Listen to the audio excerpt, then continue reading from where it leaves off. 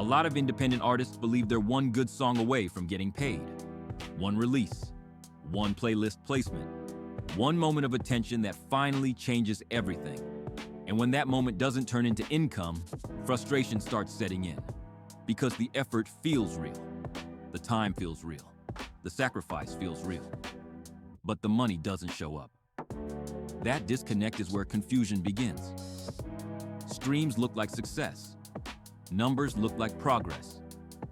Visibility feels like validation. So when the numbers go up but life stays the same, it creates tension. You start asking questions no one really answers. Why am I getting plays but still struggling? Why does it feel like people know the music but don't support? Why does growth look good on screen but not in real life? That frustration isn't coming from entitlement, it's coming from misunderstanding how the system is designed. Streaming platforms weren't built to create stability for independent artists. They were built to distribute music efficiently. That's an important difference. This episode isn't about telling you streams don't matter. They do. But it is about explaining why streams alone were never meant to be the finish line. Once you understand what streaming actually does and what it doesn't, you stop chasing it for the wrong reasons. And that shift changes how you move as an independent artist. Streaming platforms are built for access, not ownership. They're designed to make music easy to hear, easy to share, and easy to move on from. That convenience is great for listeners, but it changes how value is created for artists.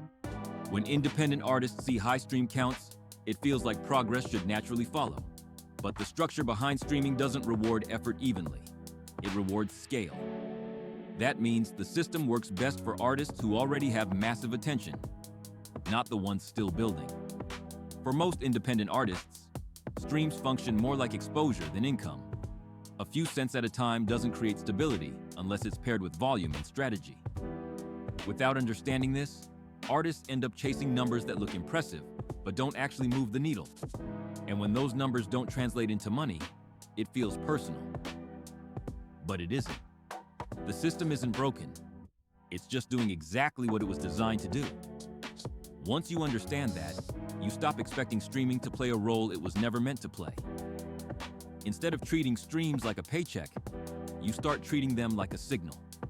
A signal that tells you what people respond to, where attention exists, and how listeners behave. That information is valuable, but only if you know how to use it. Attention and value are not the same thing. Attention is temporary. Value is intentional. An artist can have attention without having anything meaningful for that attention to connect to. That's where a lot of independent artists get stuck. They focus on being seen, but don't think through what happens after someone presses play. What does that listener do next? Where do they go? How do they stay connected? If there's no clear answer, the attention fades and nothing changes. Value is created when you give people a reason to stay engaged beyond the song. That reason doesn't have to be complicated. It can be a message people relate to, a brand they believe in, a product they want to support, or a community they feel part of. Streaming is good at introducing people to your music, but value is what turns listeners into supporters. Once you understand that difference, your approach shifts. You stop asking how to get more attention. You start asking how to make the attention you already have matter. That mindset change is what separates artists who stay stuck from artists who start building something sustainable. Ownership is the part of the conversation that most independent artists don't hear early enough. Not ownership in a legal or technical sense, but ownership of direction, access, and control. When everything you do lives entirely on platforms you don't own, you're always reacting. Reacting to algorithm changes, reacting to engagement drops, reacting to trends that don't really fit your vision. That constant reaction mode creates instability, because the moment visibility slows down, it feels like progress stopped, even if the work didn't. Ownership changes that dynamic.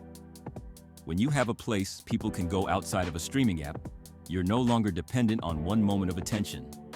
A website, a mailing list, merch, direct support. These things don't explode overnight, and that's actually the point. They grow slower, but they compound. Ownership gives you leverage. It allows you to build relationships instead of chasing impressions. It allows you to turn attention into something sustainable instead of temporary. Platforms are tools. They're not foundations.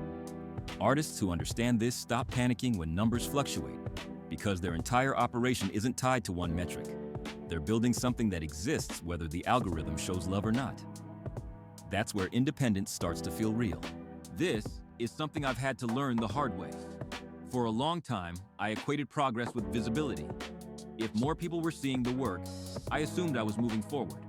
And when that visibility slowed down, it felt like something was going wrong. But what I didn't understand at the time was that attention and alignment aren't the same thing. There were moments where people were watching, but nothing was actually being built behind the scenes. No structure, no clear direction, just motion. I had to take a step back and ask myself what I was really working toward. Was I chasing numbers for validation? Or was I building something that could support me long term? That question changes how you move. I've wasted time waiting for external signals to tell me I was on the right path. Waiting for streams to justify the effort. Waiting for engagement to confirm the work mattered. What I learned is that waiting for permission slows everything down. Real progress started when I began defining success for myself instead of borrowing it from metrics that weren't designed to serve me. That meant making decisions that didn't look impressive right away. Focusing on foundation instead of reaction. Choosing consistency over urgency. That shift isn't exciting and it doesn't come with applause, but it creates stability. Money doesn't come from being seen once. It comes from being trusted over time. And trust isn't built through moments. It's built through intention. Once I understood that, the pressure eased. The work became clearer, and the path stopped feeling random. That's when independence started to feel less chaotic and more deliberate. If this series is helping you think differently about your path as an independent artist, the easiest way to support the movement is to like the video, share it, and subscribe. And if you want to support directly, you can grab merch at southentmusic.com. Everything there helps keep this series independent and focused on the long game. Now let's wrap this up. Streaming isn't the enemy, but it isn't the solution either. It's a tool, and tools only work when you know what job they're supposed to do. For independent artists, streaming is best used as a doorway, not a destination. It introduces people to the work, but it doesn't build stability on its own. Stability comes from intention, from deciding what you want people to do after they listen, from creating clear paths for support, from building things you actually own and control. When you stop treating streams like a finish line, pressure starts to lift. You don't panic every time numbers fluctuate. You don't chase every trend. You don't confuse attention with progress. Instead, you start building leverage. Leverage looks like direct connection. It looks like trust built over time. It looks like people choosing to support because they understand what you stand for. That kind of progress isn't loud. It doesn't spike overnight, but it compounds. And compounding progress is what creates freedom. The independent artists who last aren't the ones who win every moment. They're the ones who understand where value is actually created and protected. They use platforms without depending on them. They stay visible without being reactive. They move patiently without becoming passive. That's the real shift.